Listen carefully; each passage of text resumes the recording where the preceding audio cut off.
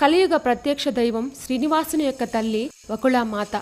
ఈ అమ్మవారి ఆలయం ప్రపంచ ప్రసిద్ధ పుణ్యక్షేత్రం తిరుపతికి కూతవేటు దూరంలో ఉన్న పేరూరు బండపై ఉంది.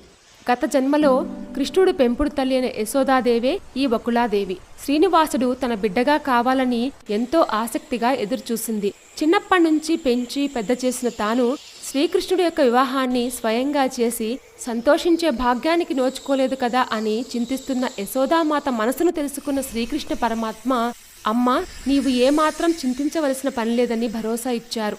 నన్ను పెంచి పోషించినందుకు స్వయంగా నీవే నాకు వివాహాన్ని చేసి సంతోషించే భాగ్యాన్ని కలిగిస్తానంటూ అభయమిచ్చారు. కానీ అది ద్వాపర యుగంలో కాదు, తర్వాత వచ్చే కలియుగంలో అని వరమిచ్చారు శ్రీకృష్ణ పరమాత్మ. శ్రీకృష్ణుడు ఇచ్చిన వరంతో కలియుగంలో యశోదాదేవి వకుళామాతగా వెంకటాచల శిఖరాలపై యోగినిగా తపస్సు ఆచరిస్తుండగా శ్రీవారు ప్రత్యక్షమయ్యారు.